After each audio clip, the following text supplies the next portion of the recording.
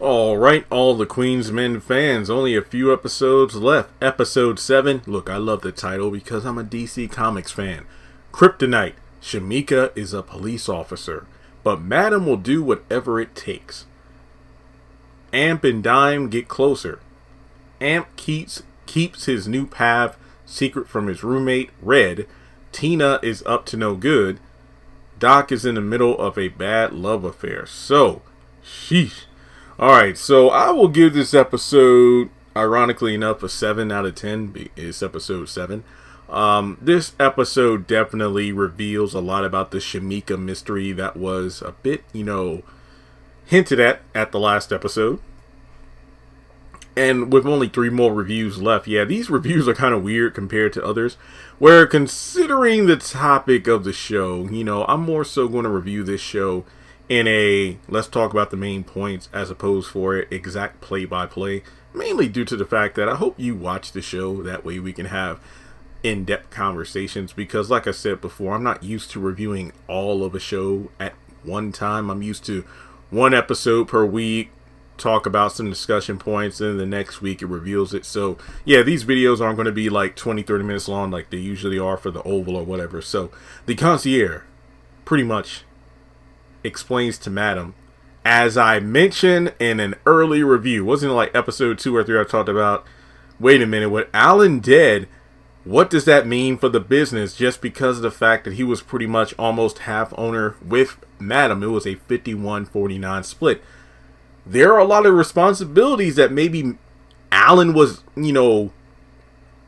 taking care of that Madam didn't know about. But here we go, money laundering. So Christian Keys, okay, even though I wish the character was in more episodes, I do feel like we get just enough of the concierge that makes it like, okay, I definitely want to see more, because he works with the Damascus family.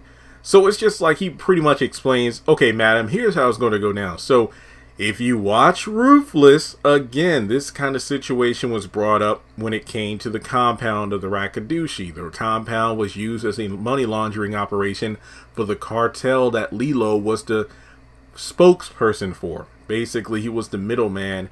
Money would move through the compound, and then in the money trailer, the likes of was it Joan and a couple other people, they would work to make sure the money flowed to the right places. So basically, it's almost like river water being clean to be put in bottles for people to drink. They go through filters and everything, and then they get divided to wherever they need to be distributed. That's kind of like the club. So money laundering is something that's going on. And while he's walking around the office, all I'm thinking to myself is, Blue kept telling Madam about moving this damn money. You never know who's going to walk up in there. So, Christian Keys played this role to a T. The dude has charisma. That's really the best way to put it. He's the one that put cameras everywhere. He just made sure that Madam knew, I'm on to your boy El Fuego trying to hack the cameras. And, it's just like one of these things where he made his presence known. He made it clear to Madam how things were going to go down, and you can't pull one over on me. And I do feel like that's one of the things I wish he was involved with more in this series, where he had more scenes to kind of examine Madam, where we can kind of see, okay, let me see what she's made of. Kind of like in the courtroom scene in the previous episode, to kind of see what her game was, basically crushing her sister to get custody of their father. So, he made his presence known. I loved it. So El Fuego, like I said, tried to hack the cameras, but he knew about it. Basically, this dude is 2 steps ahead of everybody else. Alright, so we go over to Doc in the baby daddy situation. Teresa, and I believe the girl's name is Olivia, basically the alleged daughter. And he saw photos in a previous episode, but it's like he gets a pacifier that's in a bag for a DNA test. Wasn't it the girl's friend that pretty much just, hey, here you go? It's like, I don't have a purse, obviously, but, a wallet, I wouldn't feel comfortable for my, friend to, whip it out of my pocket and then, pull out a card and hand it to somebody nah, fam, that's mine. But, yeah, this is for a DNA test, so this kind of gave me Maury vibes. When you're watching Maury during the DNA test result episodes, and it's like the woman gets on stage for 5 minutes and basically chews out the man that she assumes is the father, and oh, he's a deadbeat and he won't claim me or anything. And then you see pictures of the baby side by side with the father, and it's like, look at those eyes, or look at those knuckles, or look at those earlobes, or look at the eyelashes. But then it turns out he's not the father. And it's like, yeah, a lot of these shows, kind of like Mamma Mia, the movie, get a freaking DNA test. It's as simple as that. So, we find out Shamika is actually a 26-year-old cop, because remember, the synopsis says Shamika is a police officer.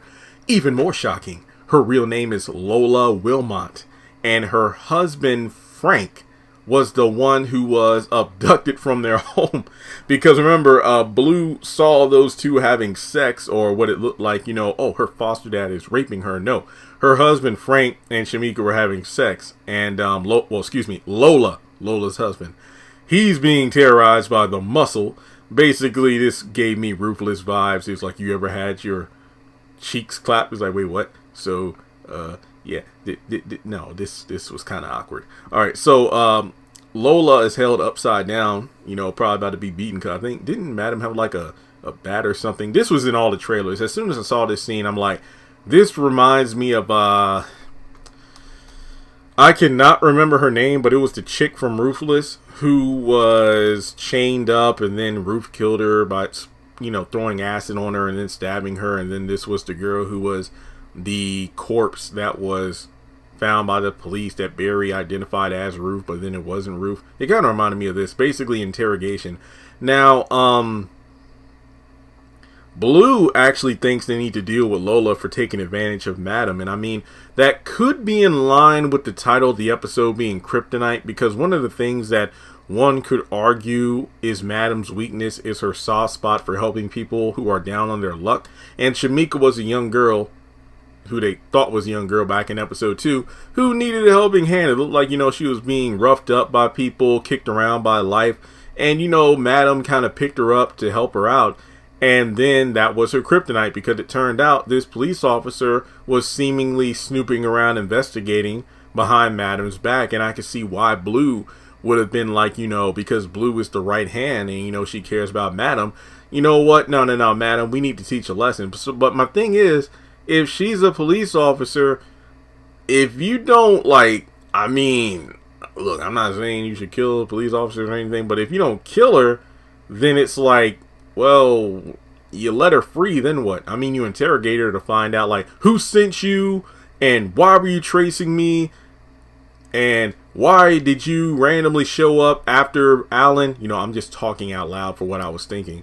So it's really a question of the torturing that could have went down instead of, just beating the hell out of somebody. Sometimes beating somebody up isn't enough. You want to let them know, oh, you effed up and you're going to pay for it mentally as well. But all that nonsense aside, as the synopsis says, Red keeps asking Amp about his job, but Amp keeps it on the DL.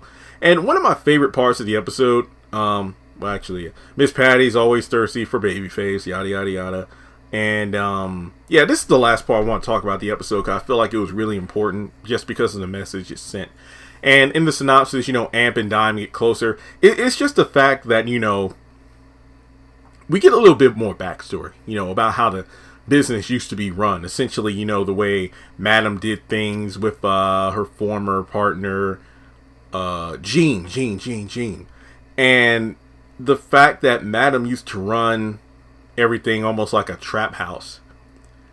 And she kind of gives Amp a word of warning.